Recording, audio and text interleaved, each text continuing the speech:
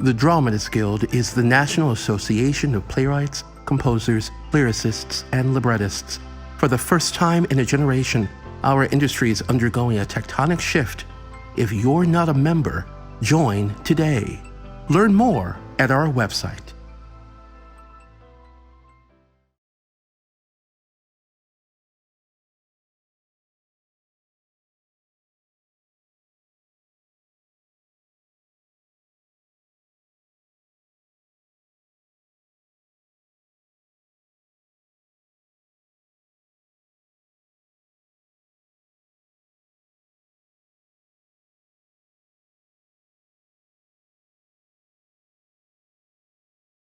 Hello.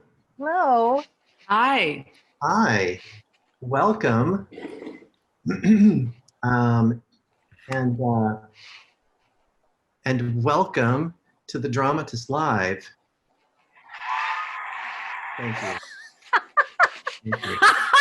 Oh, that was awesome.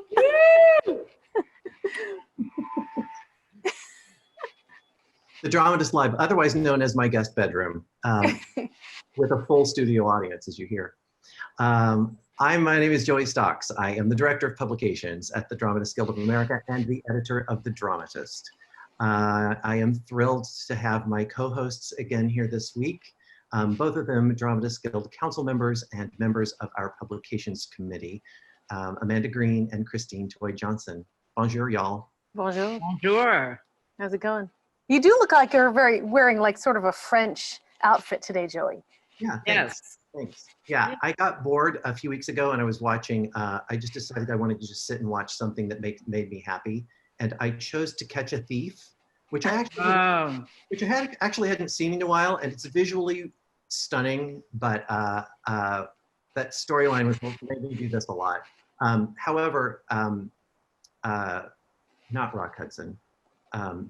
Cary Grant. Cary Grant. Cary Grant walks on the screen in the very first scene wearing a striped blue and white sweater with a red and white polka dotted handkerchief around his neck. And I hit pause and I was like, I can make that outfit.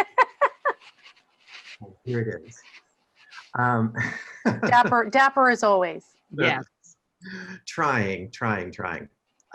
Thanks for being here. How are you all? Okay.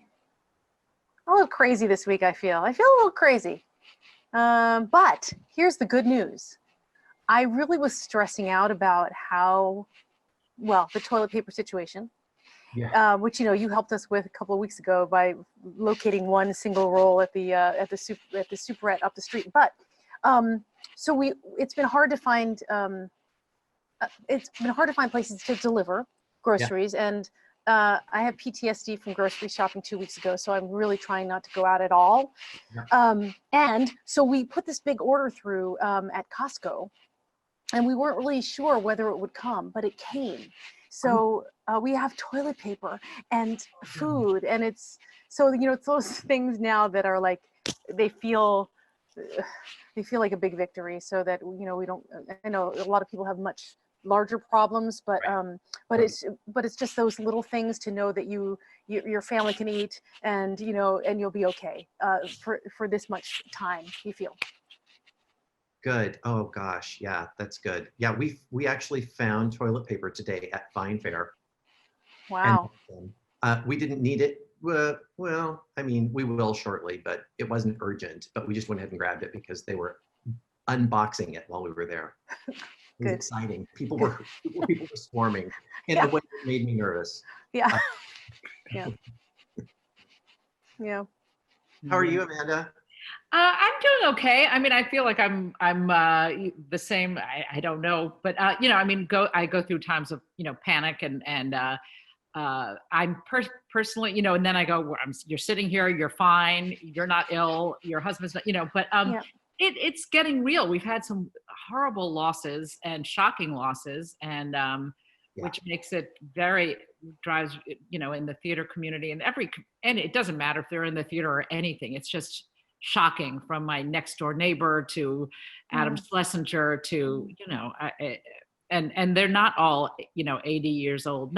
There's never a right age to get coronavirus and die, but the people who are dying are 50 and 40 and 80, and so it's no longer. It doesn't discriminate. I mean, people who are older and less, I'm not here to give anybody any knowledge, but so it's that. I do still feel that writing, I mean, this is what we do. I mean, life is not the way it was, but it still is life. So anytime I'm collaborating, I still collaborate. I'm reserving judgment about what we're making, but I concentrating on it and talking to someone and being open and having your mind be creative, I see that as a win for the day, because Absolutely. it's not going to stop the coronavirus. It's not going to make the coronavirus. And Right. As I said, life is changing, but it is still life, and this is our life. Yeah. And and I've had some terrific walks, and I'm watching, more videos that are reputable, to remind myself what to do and what not to do and what to be afraid of and what not to be afraid of. Because, after about 24 hours, my mind takes over, and, it's good to watch those instructional videos and remember about what you can do. Yeah. And, that's how I've been. I just wanted to tell you, Amanda, I was thinking about you because we were talking about this last week about writing and collaborating, and about having the wherewithal to do that or not, whatever works for everyone. But I spent this whole last week working on a new piece with one of my collaborators, Bobby Cronin. And it was so great for me because I spent hours and hours and hours writing this. I wrote it was a 10-minute musical, but the libretto and like 4 songs, lyrics for 4 songs. And then I decided it was terrible. But it's okay, because I had so much, I actually got a lot of joy in doing it. And so that was like I guess its purpose. And, who knows if maybe someday I'll take it back out and see if I have a clearer eye. But, we're talking with Doug Wright too about the yardstick. It's a little different these days. Yeah, but also, I mean, that writing is writing too. I mean, Yeah. it's all good. It's all good. Yeah. And sometimes, it has to get messy before it gets clean. So, That's maybe right. it didn't work. It's, Yeah. a little here, a little there, and it may work. So Yeah, I was just speaking to my friend Chris Anderson earlier, who's a Guild member, writer in Fort Lauderdale, and I think he's on the phone or on the call now. Whatever this is, this thing. The webinar. I hate that word. Anyway, he is super productive. Like his whole living room is full of crafts, and he's making videos, and he's writing, and he's making costumes, and he's doing everything. And I got off of it, and I just sat here thinking, dear God, and I'm writing nothing. I've got all the time in the world to write, but I am making this, which is not nothing, and Yeah. I obsess over it. Well, it's a living, breathing thing now. So, and I for one really look forward to being here every week. It really helps sort of anchor the week for me. absolutely. And Yeah. I love it. So thank you for doing it. Yeah. This rounds out the end of week 3. Crazy. I've been Yeah. trapped in my apartment, and happy to see your faces. And we're gonna get started. We've got some Guild announcements to make. So I've asked Amy Von Masick from our Business Affairs Department to join us. Terry, if Amy is on, would you, sorry, I'm gonna occasionally, those of you who's not seen this before, the magical Miss Terry Stratton is our behind the scenes stage manager and expert on everything. And she is bringing people on stage, as I like to say. And so Amy Von Masick is joining us now. I see that she's here. I'm hoping that, There she is. Hi, Amy. Hi, Amy. I think you are on. You're on mute. You are on mute. We would love to hear your voice. Hi, everyone. Sorry, I'm on my husband's computer because my computer just died today. So, Oh, no. Because of course it did. Why not? I just Joey, I love what you were saying about, you know, having all the time in the world to do things and to write, and that you're not doing anything. And first of all, that's not true.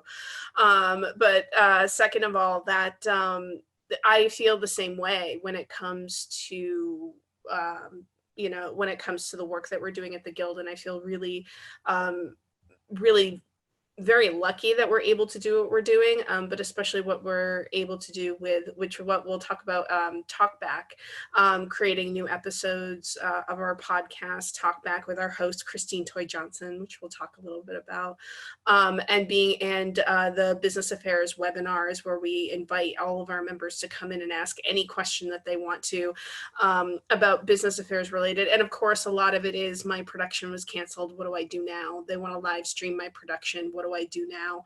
And we're learning also. I mean, we have you know, the industry at our fingertips to be able to call in them and talk to them and see what they're doing.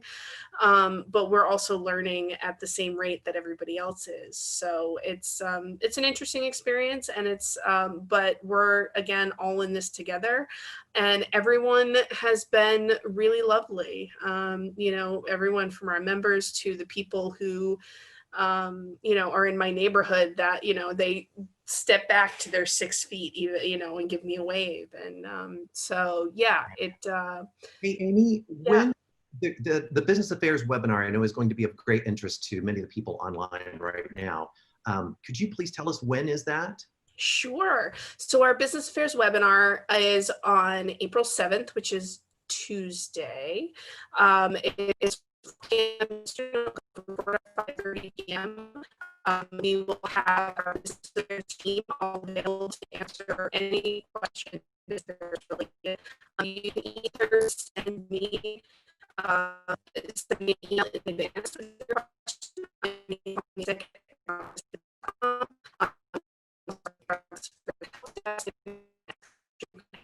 Amy, your sound is going out, so we're getting about every third word. Oh no! Okay. This isn't my computer, so I don't know. Okay, so I think, correct me if I'm wrong, Amy. I think that the newsletter that went out today had information about this business affairs webinar. So for our members who get that, you'll find a link there. You'll find more information there. And if not, I'm guessing that there's probably something on our website. Although at the moment, sifting through my rather muddled brain, I'm not entirely sure where to find that. But it is there, and we will definitely be tweeting that out this week in the next few days. BA webinar link is now on Twitter, says Sarah Riedel. Thank you, Sarah. It's there. It's on the Twitter, y'all. So yeah. Anyway, you'll be able to find that. And hopefully, Amy, before you go, that your audio will behave, because I do definitely want you and Christine to tell us a little bit about the upcoming special edition of TAKLBACK. Sure. How do I sound now? Any better? At all? Oh, good. Okay. It's probably just our silly internet. So Christine Toy Johnson and I had the absolute pleasure of speaking with Christine Bruno, who is an actor and disability consultant. So well, let me back up. So our first season of TAKLBACK was on diversity, equity, and inclusion. We are in pre-production for season 2, which will focus on access and all of that, what that means. And so in a run-up to that, we wanted to talk with access comes advocacy. And so what we wanted to do was really dig into advocacy and what that actually looks like, and talk to somebody who's on the front lines of advocacy. And we had the absolute pleasure of talking to Christine Bruno. That's great.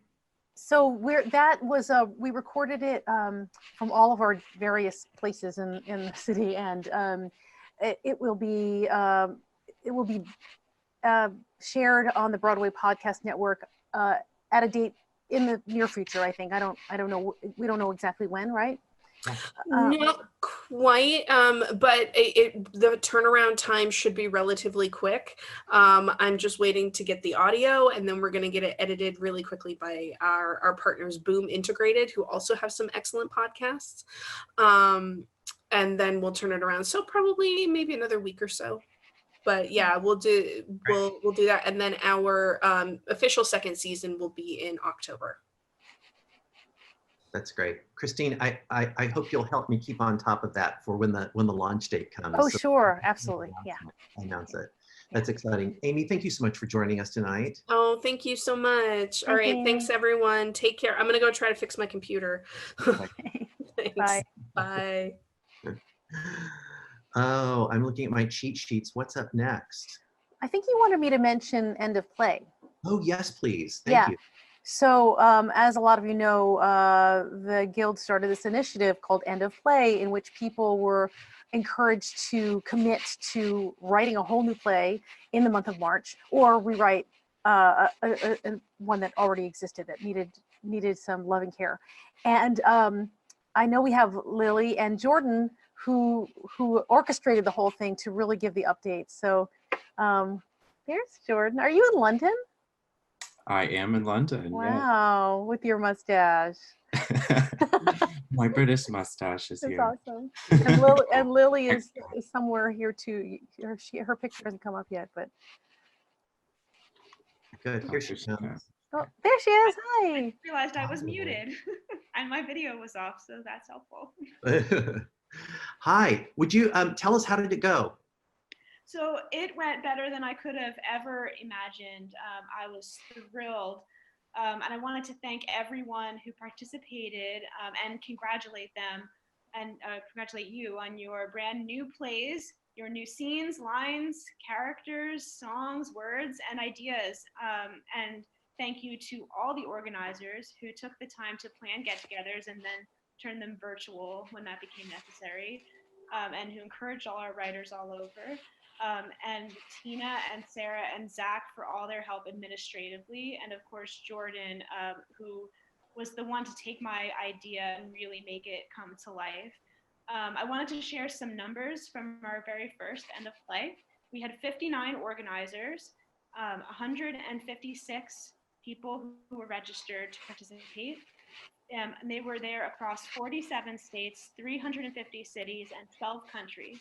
And I'm happy to report that 8,439 new pages were reported. So congratulations to everybody. Yay! That's so amazing. We had our End of Play postmortem today, which was just an optional sort of forum for folks to come in and talk about their experiences. And one of the things that we really hoped would have happened with this was the byproduct of communities being formed, and folks being able to connect with people within their theatrical communities that they may not have already been in touch with. So one of the things we were thinking about in terms of progression, we were listening a lot to what those folks said in our first year and how we're hoping to improve on the next year, because we do want to make this an annual thing. So if you're just hearing about End of Play for the first time, we hope that you'll join us next year. And with all of those new pages, hopefully some of the folks that the new connections that you've made in your communities, maybe you can organize something like a reading with the local library, do informal play swaps, and then to check in to see what the Guild is doing.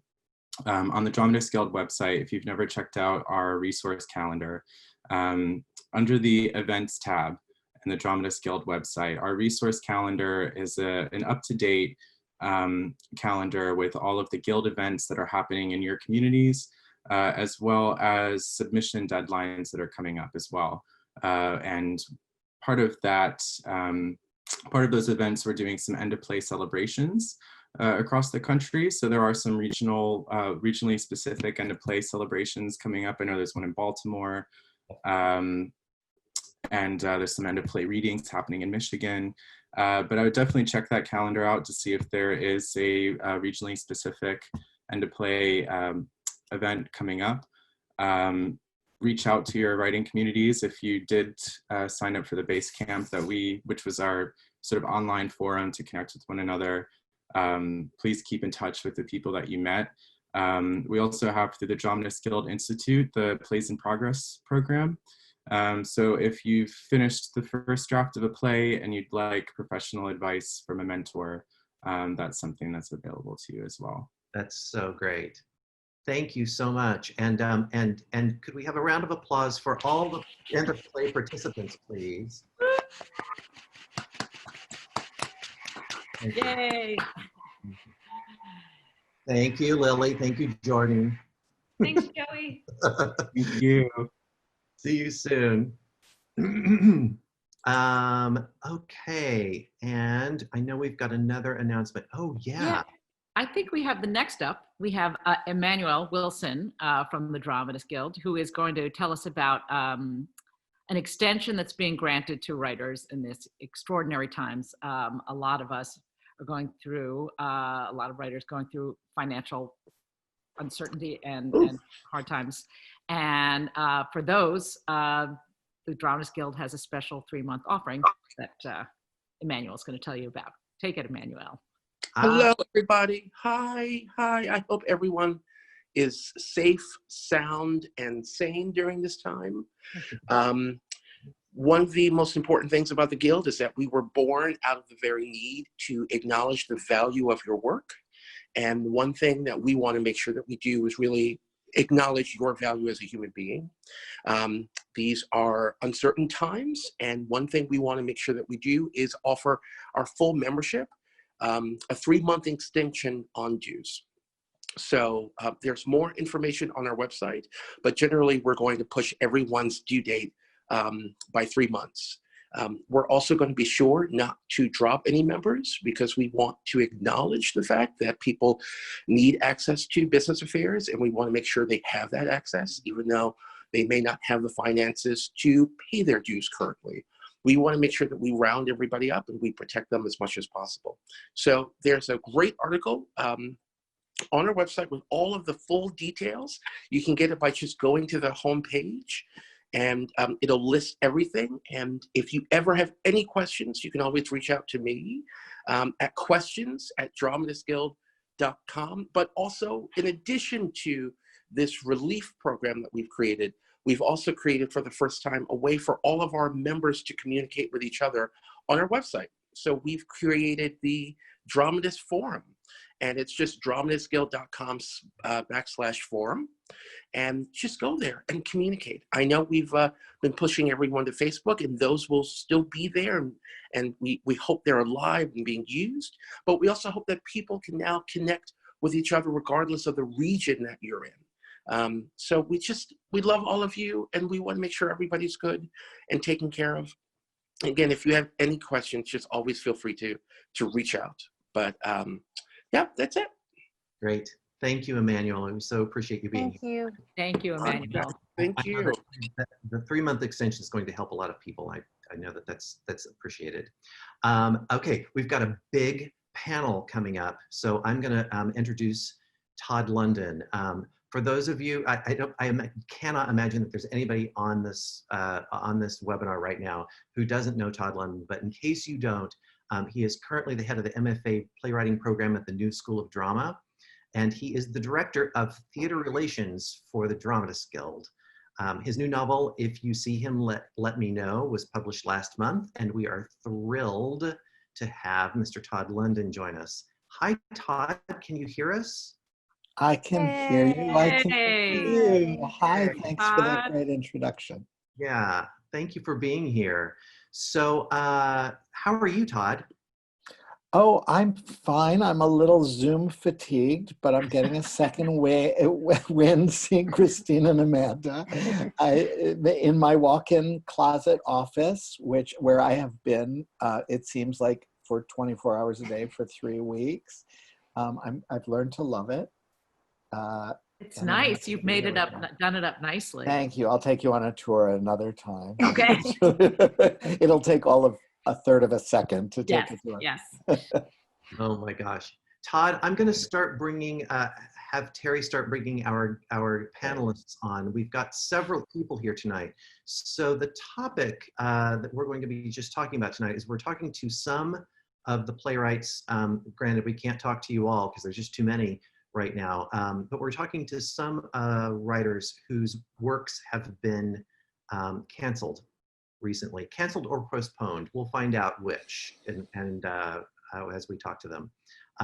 But we're welcoming Topher Payne, Morgan Gould, Augusto Amador, Candrice Jones, Vivian Barnes, Gab Reisman, and Jonathan Norton. I hope I did not mispronounce anybody's names. Hello, hello, hello, and welcome. Look, Hey, y'all. Hi, hi. So I just have to say that I feel like many of you I've met virtually. A couple of you I've never met at all. But I feel a particular kinship with Topher because he and I share artistic roots at New Stage Theater in Jackson, Mississippi. And Candrice Jones and I are both from Arkansas, and I'm so happy to see her here. Okay. The good people of New Stage speak well of you, Joey. Oh, that's so sweet. They lie through their teeth and they smile when they do it. Well, that's what Mississippians are best at. That is so sweet. Oh, great. Oh, there's Gab. We're slowly bringing people in. They're still coming. Here comes Jonathan. Hi, Jonathan. Bear with us for a minute while we welcome everybody in. I'm sorry. I've got so many people that I'm looking at right now. Greedy bunch squares. Almost got everybody here. Thank you all for being here. I really do appreciate it. Todd, as Terry is continuing to bring people in, that actually she may have brought everybody in who's online now. I'm just going to turn it over to you and let you get started. Great, thank you. Hi, everybody. Nice to meet you, those who I haven't met. I'm Todd.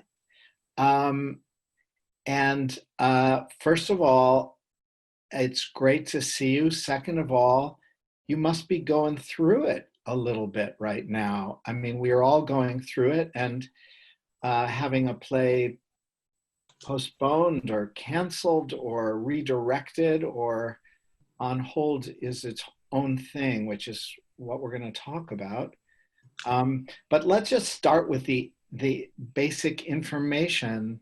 I see Vivian has joined us, and Augusto. Do you say Augusto or Augusto? Augusto.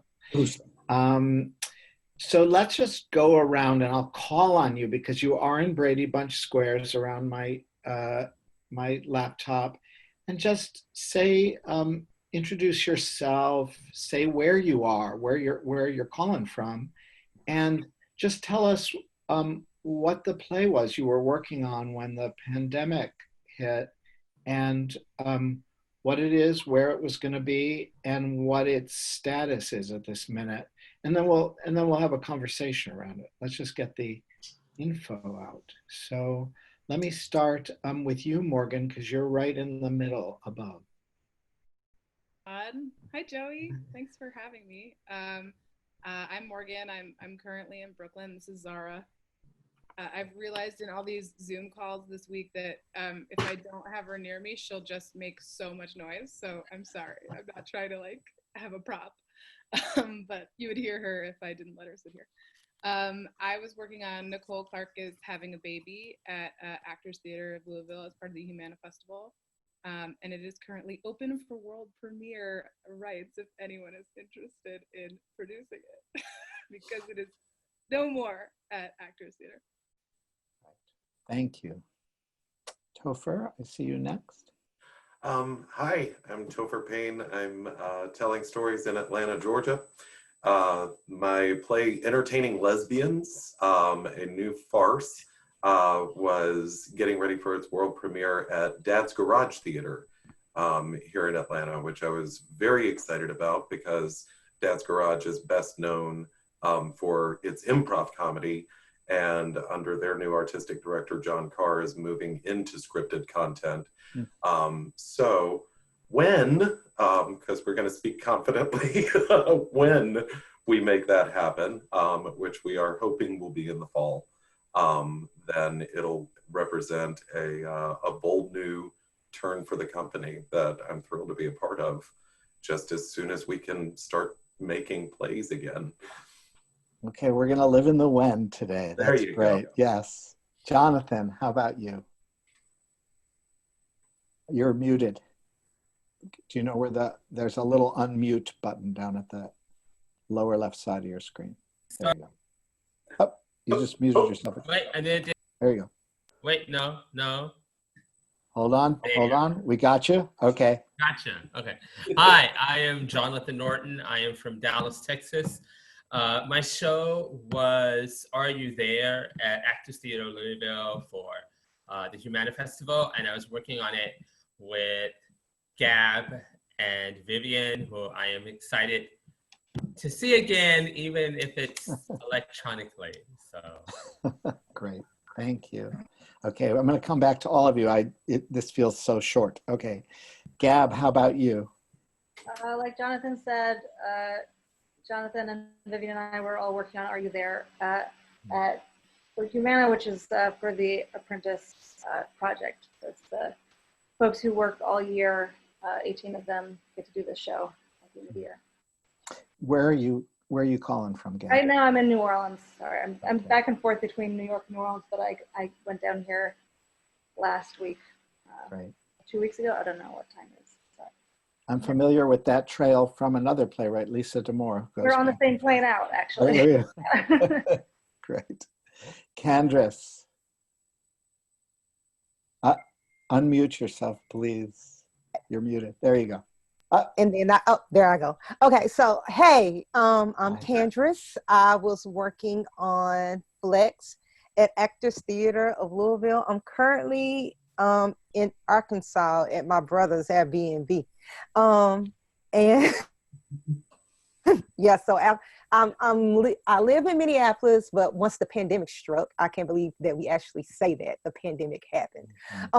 I came to Arkansas, where I'm from. Yeah, and my play is entitled Flex, and it is about the fierce athleticism of women's high school basketball in the South, and hopefully it will see the world hopefully it will see the world will see Flex. I'm still hopeful. I still believe. So yeah. That's good. We'll go with the when. Yeah. Yeah. I realize we're moving back and forth between tenses here, the is and the was and the will be. What tense do we live in? But now, Candice has a reading of her play coming up. Am I right, Candice? Oh, yeah. Thank you, Joey. I'm a fellow at the Playwright Center, and on April 10th, there will be the Playwright Center, in collaboration with the Actors Theater of Louisville, will host a Zoom reading of Flex. It is, free to the public as everything is with the Playwright Center. And if you go to the Playwright Center's website, you can register through Eventbrite. The original director, the director and cast from Humana are attached. So we're really excited about that the Playwright Center is doing this, and the actors and director get paid a little. So yeah, that's great. Thank you. That's fantastic. I look forward to hearing it. Vivian, how about you? Hi, I'm Vivian. I was working on Are You There with Gab and Jonathan at ATL, and I'm in San Diego right now. I'm in grad school, so I'm in La Jolla because I go to UC San Diego, but everything's online now, so that's all very strange. And if I'm gonna dip out in like 20-ish minutes, and that's because I have to go to class. But yeah, it's nice to see everybody. It's good to see you. And sorry, I'm going to interrupt again because Vivian and Gab and Jonathan's play is going to be live streamed. Am I correct? On the Actors Theater of Louisville website in like next week, I think. Somebody tell me. The 6th through the 20th, it'll be available for live streaming, and it's the archival copy. So Actors Theater was trying to get a more professionally filmed version together before everything was canceled, and that wasn't possible. So none of us have seen it yet. So we'll see. Yeah. Will you see it before it airs? No. Okay, great. All right, New World. Augusto, what's up with you? Hey, how are you? I'm in Los Angeles, kind of on the verge of relocating to the Lake Tahoe area, where I'll be able to get my inspiration from gardening and being in the great outdoors and not having the paranoia of a bunch of people around. So that's good. I do have a live streaming of one of my plays coming up. If I could just plug that in quickly. It's my play Fresno at the Breath of Fire Theater in Los Angeles. And it's going to be on Thursday, April 9th at 6 p.m. And then it's going to be on Zoom. So I'm hoping you can check that. Wonderful. My play, so my play was going to be produced by the Full Circle Theater and presented at the Mixed Blood Theater. But I have found out some good news that they actually postponed it. They're going to put it up in March. And I can't say the theater yet, but it's like a dream theater. So presenting it there. So it's going to be a good way to start off the post-epidemic world. But my play is about, it takes place 30 days after the Pinochet Dirty War. And it's a two-hander. It's about two strangers, a mother and a father, who's searched the Atacama Desert for the remains of their loved ones. And in doing so, they discover there are darker truths underneath the sands. Great. Well, I'm glad people are going to get a chance to see it. Yeah, I'm lucky. Never thought of being postponed would be lucky. Right? Yes, there are many ways. I know I feel lucky right now that I just took for granted in the past. Right. Being alive for one. Right. So you all, I guess I want to start with feelings. You know, I'm aware that this is a strange moment for all of us, but there's something really particular about building towards production, fruition. You work on play for a year, 2 years, 10 years, and then you anticipate production for a whole lot longer, sometimes way too long. And then you're almost there. And I know some of you were, at least some of you were actually in rehearsal and you know, very close to performance, or maybe even live in front of people. So let's just take a few minutes, if you feel you want to share, and just circle the feels. You know, what's it feeling like now? What was that moment of realization like, and how are you coping after the fact with the reality of postponement or cancellation or another year-long wait or whatever it might be? Anybody can. Topher, you want to start there? I think I was, looking back over the last month, the number of times that we would say, well, worst case scenario, this will happen. And then we'd sail right past that. And, worst case scenario, we'll have to postpone a week, or we'll, have to limit the number of audience members that can attend a performance. The hustle to try and keep the doors open and have the opportunity to tell stories under whatever circumstances we needed to. And now the conversation seems to have shifted to under what circumstances could we return to telling stories? And I'm struck by, we will have the day that we're told we can gather again, whatever that looks like. And then you'll have the day that audiences actually do, and the gap that exists between those 2 points. Yeah, and we can't know what that gap is. Yeah. Right. Great, thank you. Who else? I mean, if I can jump in, for me, it's, in the old world, most of my stories required me to really tap into my dark side, right? And my inner demons and whatnot. And so I'd kind of realized that this is not a good time to do that, So I've kind of realized that focusing on the little idiosyncrasies that used to be small and now are big. So like, for example, writing about things like this morning, I woke up and I was like staring in the mirror with a pair of scissors and then trying my damnedest to think about how am I going to cut my own hair because I live alone. You know what I mean?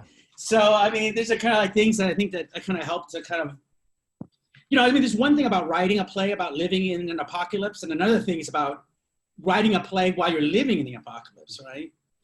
So, I'm just trying to focus on the things that, that make us like human, even like little things that aren't life and death.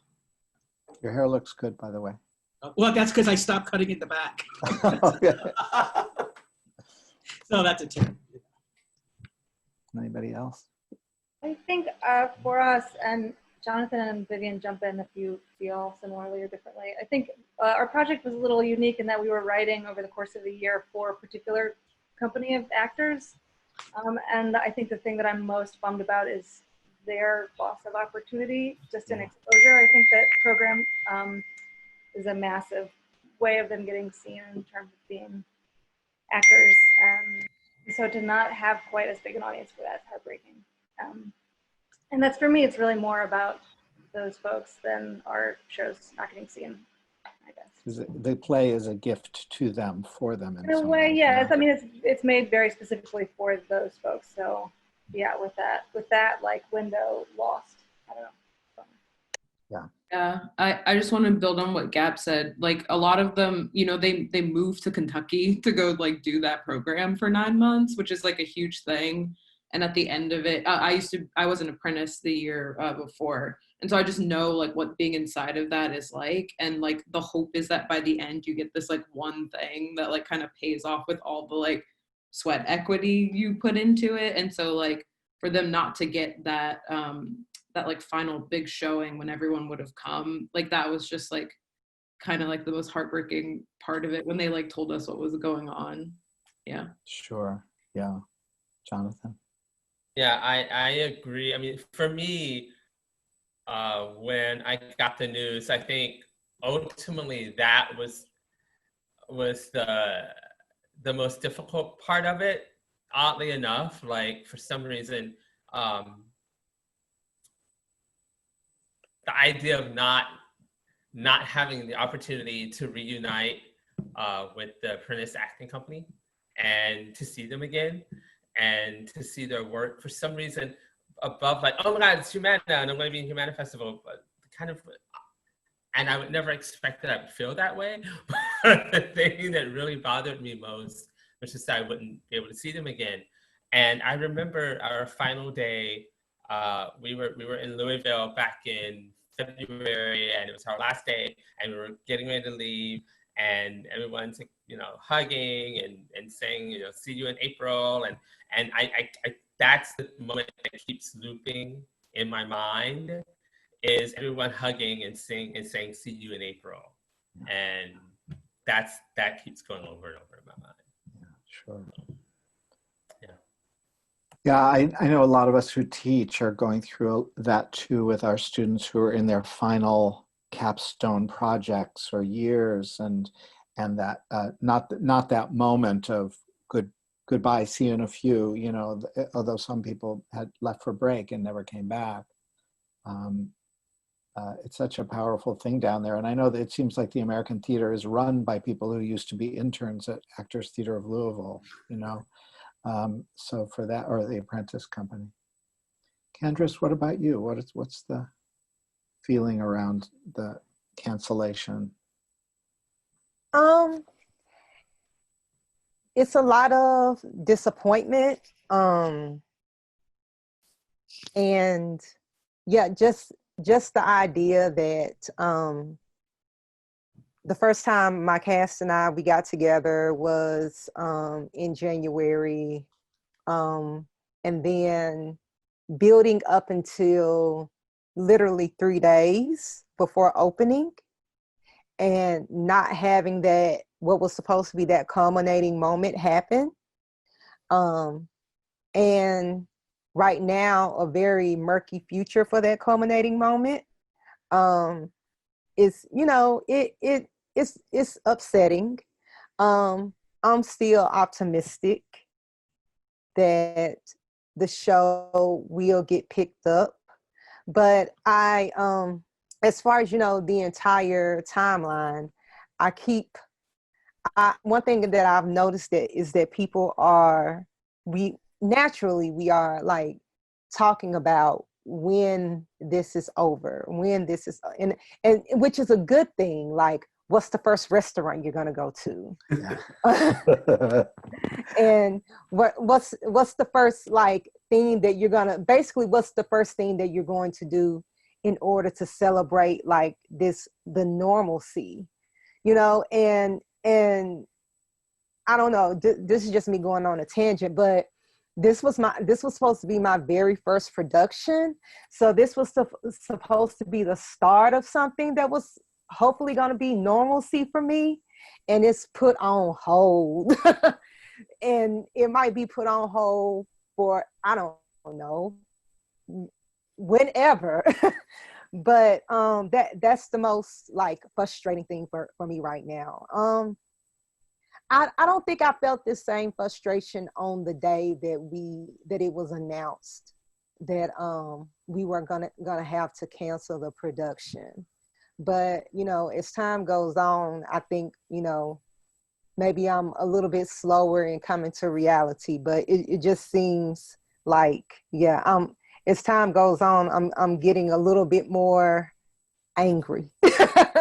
For lack of a better word. Don't you feel like the first couple of weeks were just like a shock to the system? Yeah, it was a shock. And it's like, you know, I was just reacting. Okay. So I was like, oh, I'm in Louisville. Where do I go, north to Minneapolis or south to Arkansas? And the decision was to come here to Arkansas. And then, you know, how do we instill like this sense of normalcy where I am now? Like, I'm literally in the house with my two brothers and my sister-in-law and my significant other. It's a house with a lot of space. But today we made a cooking calendar because I was like, I'm not going to cook every day.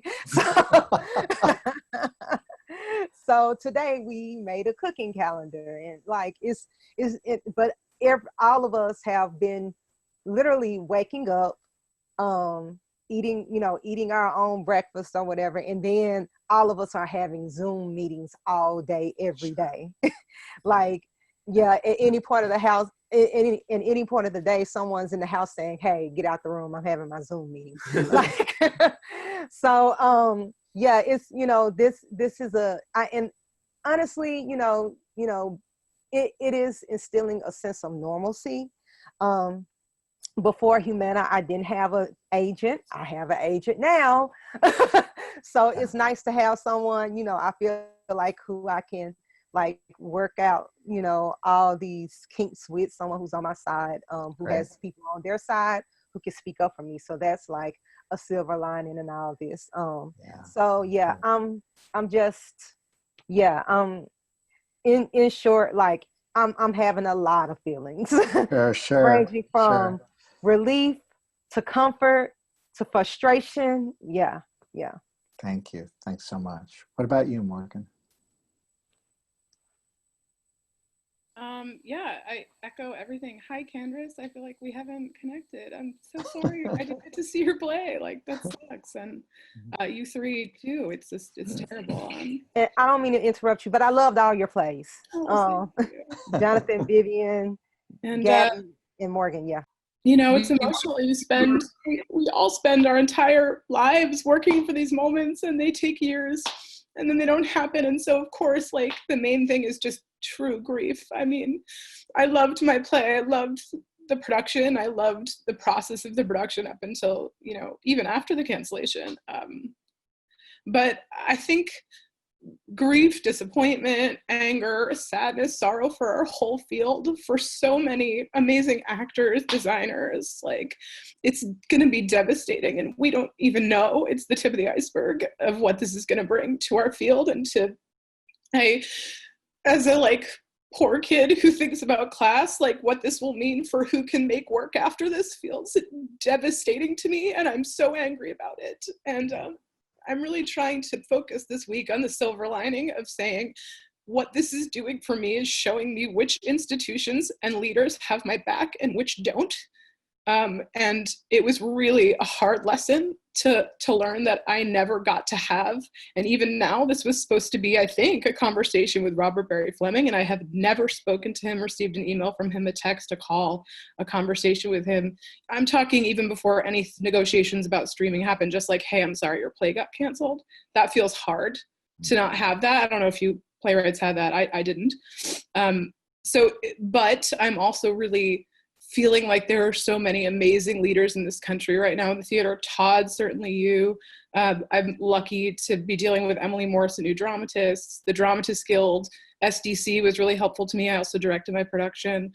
So there are definitely lights in the darkness, but it's scary to not know how long and far and deep this darkness is, you know. Thank you, Morgan. Thank you all for your honesty about this and your vulnerability. It's such a hard moment, and I think we only have a few minutes, so I want to turn a little bit, but to let you know, I mean, this notion Morgan brings up about leadership, you guys are, I mean, this is my little soapbox, but you guys are leading right now at this moment because there are playwrights all across the country who are going through what you're going through, and the validation of being part of a community, which the Guild is, where everybody may experience it differently in different ways at different moments of career, but this does not discriminate, you know, yes, around class and around money and around opportunity, but around the pain of this, or the ways you navigate towards hope and towards the future. It's, you know, we're all in the same boat in so many ways. So I want to turn towards coping strategies, and we only have a couple minutes before Joey's going to take over and take this away from me, which I don't want him to do. So I wonder if we could just like go around and just like throw out one thing that you're doing to cope or to kind of pivot towards the future, even if it's just vaguely pivoting towards belief in the future.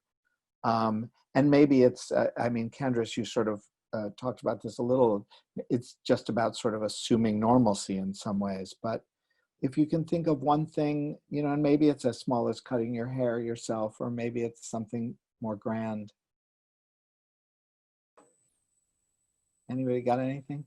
I started roller skating again, which I haven't done since I was about 10, and I'm relearning it slowly. And I was doing it in circles in a parking lot yesterday and fell and was like, oh, I'm not doing this to be the best roller skater ever or to get super fit. I'm just doing this because it's fun. And I was like, I don't think I've had a hobby in years.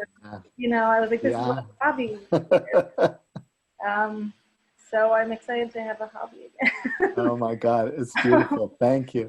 I mean, at least for me, because I live in Los Angeles, and so it's kind of like great to like take like a 2-hour hike alone and just kind of zone out. So I think it's so important because I mean, everything's all media and it's all Zoom and it's all bad news. I mean, you know, I mean, in the sense that, I mean, I start to surround myself with a lot of people and everyone's very concerned. And when you hear that a lot, and it's legitimate, it also begins to concern, at least speak for myself, and then I kind of get distracted from writing. So to me, it's these long walks alone kind of zones. I'm able to zone out and just kind of like live another life, so to speak, through my other characters. So thank therapy, you. right? Therapy, walk therapy. There you go, right. I started as a technician before I started telling my own stories, and the joke among my friends right now is I'm just doing scenic design in my office, and so I started painting it, and then started figuring out what other things I can do with my hands. So if I can't leave my environment, then I can at least change my environment, and that's proving immensely satisfying. And also, it's really making me think of the interpretive artists who depend upon us for their work to begin. And I had a conversation with a producer this morning. I feel like, okay, you know, 3 weeks was my limit before I need to start trying to find a way to give people work again, and finding ways to collaborate again. And we now know the landscape in front of us, and okay, let's figure out a way to work with that. And not surprisingly, my brain is heading towards, is there storytelling that we can do, original content, new content, world premieres via Zoom, probably because I do too many Zoom meetings. But I think there's potential there for interpretive artists to get back to the work of storytelling. And it's great you bring this up too, because you've all talked about the impact on other artists. And you guys are great employers. Playwrights employ people, you know, and that's a fantastic thing in this moment to be thinking about that. Thank you. Anybody else? Vivian, what's your coping? Yeah, I feel a little lucky that I'm like in school still right now, because I've got my like cohort around me, and we've all been able to just kind of like commiserate together. And our big like our year like culminates in this big spring festival where we like fly people out to come see our plays, which obviously that's not happening anymore. And it was nice to just get to like sit in like being like really sad that that wasn't happening anymore, rather than like rushing to make something new. Like we felt, I think, some pressure to like adapt really quickly, and then we kind of all were like, but why? And why can't we just be like sad for a week? And it was nice to like feel that from other writers who are so close to us here. And then yeah, just like walks. I finished something I started knitting months ago and put aside because I was too busy, and that was nice to like do something tactile. Yeah, I've been trying to like eat okay and like keep myself fed, like just like really bare necessity kind of things. Morgan? Candice? I feel like the first 2 weeks was mostly just like smoking weed and watching 30 Rock, if I'm being full. That's coping. I did 30 Rock too. And you guys, I never had time to watch it before. It's great. Can we get a round of applause for that? And now it's about like what happens next, and that's sad but also galvanizing. And about like being like, I really love what you said, Todd, that we're all leaders. And I think that's so important to remember, that like if we don't write things, not obviously actors can be generative artists too, but if we don't mobilize our communities in certain ways, and if we don't remember that we can lift them up too, like that's been really nice. And just like annoying texts with other playwrights about like, so I guess we don't have to apply to this year. Like, I mean, what can you do? You have those deadlines done. Yeah. And also all the rejections that came streaming in the week that it all happened. And I was like, come plague, come fire, come rain. People are going to be like, no, we don't want you. So, I mean, you have to, I guess, have a little like humor about it. I was like, wait a minute, did I just get rejected from a festival that for sure is not happening? They're like, okay, wait, there's a global pandemic, but we still don't want what you have. It's so funny to me. Like, it's so funny. So, oh man. You have to find the humor in it, I think, too. Absolutely. It's so absolutely terrible. And if 30 Rock's taught me nothing, you can find the humor in a lot of things. That's great. Thank you. Jonathan? Yeah, I'm really trying to allow myself to slow down, to really slow down with great intention, and to not stress, and to not feel guilty for doing absolutely nothing. You know what I mean? Although, there's like little projects that pop up here and there that either you feel obligated to in some way or the other, but I'm trying to kind of almost police myself in terms of not getting too wrapped up in stuff like that, because I feel, I feel like when we get to the other side of this, and the other side of this isn't like a year from now or 2 years or whatever, but the other side of it as in like a few weeks or 2 or a month, whenever it is that we can kind of begin to like go back into the world, I feel like it's going to take such an enormous amount of energy and effort, physically, spiritually, emotionally, mentally, and that we really have to prepare ourselves for that now and save up as much as we can and conserve as much of this stuff inside of here, because we're gonna need it. So I'm afraid of I'm afraid of giving too much now somehow. You know what I mean? Because I know that once I get on the other side of it, so much shit is just gonna hit me in the face, and You're building up your energy reserves. I want to be prepared for it, right? I just want to try to. Right. They say it's a marathon, right? Not a sprint. Yeah, right. You know. Thank you. Candrice? Well, I watched Tiger King. So more you watched 30 Rock and I watched Tiger King. And, I also watched Tiger King on the Carol Baskin. I did too. Oh my God. Fully did. I'm from rural Arkansas, so for the first like 3 episodes, I was like, okay, this looks familiar. But yeah, I guess like I've been watching stuff. The Playwright Center has been really helpful because I took a class yesterday with Daniel Alexander Jones, and we laughed and we wrote and we took a break and we came back and we shared, and it was he had us write these letters, and some of them were funny and some of them were like heartbreaking, and some of but it was just like a really good writing exercise that didn't have to do with, like Morgan said, like meeting a deadline that we might get rejected from anyway, like even though nothing, and also honestly, I've been thinking about what I'm about to do for my birthday in a few days. My birthday is April 5th. Oh, happy birthday. So I'm like, how do I celebrate my birthday? Mine's April 4th. We should have a party. Oh my God. Jeremy Combs is my God. April 5th. Oh my We'll do another Zoom. We should just end with happy birthday right here, Joey. Listen, I actually thought about doing shots with multiple people on multiple Zooms, like what better? So since liquor stores are in the center of the pandemic, so yeah. Thank you, guys. I'm sorry, you might lose me in a little bit. Yeah, we have to. Yeah. Thank you, Jonathan. We all have to go, sadly. I'm going to turn back over to Joey, but I wish this could go on because it's so great to talk to you guys and to hear, and there's so very much to say. I want to share some things, but I'm not going to, Joey, because I don't think we have time. So just thank you. Good luck. Stay safe. And it sounds like you're building a beautiful future out of this weird ass murky shit that we're all in.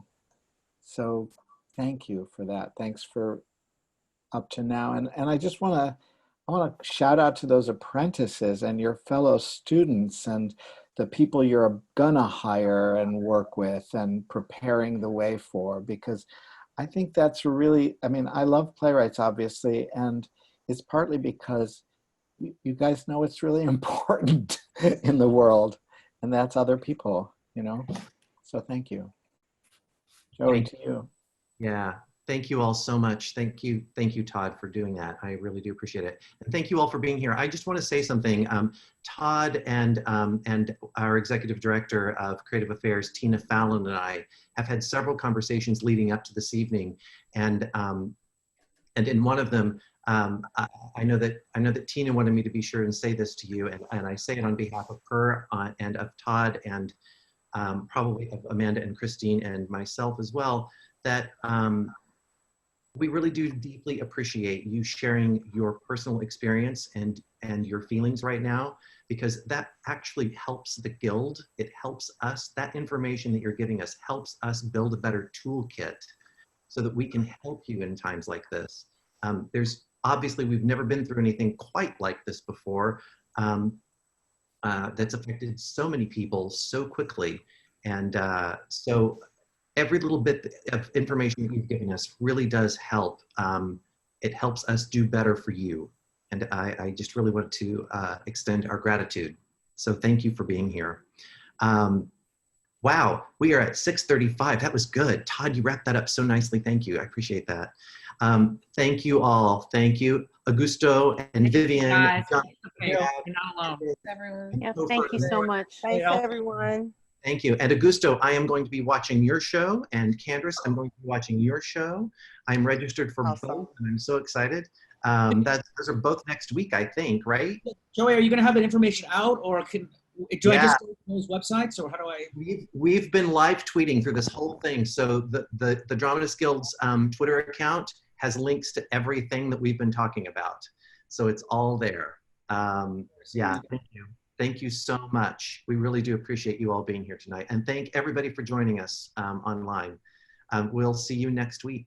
Stay safe. guys. Bye. Thank you. Thank you.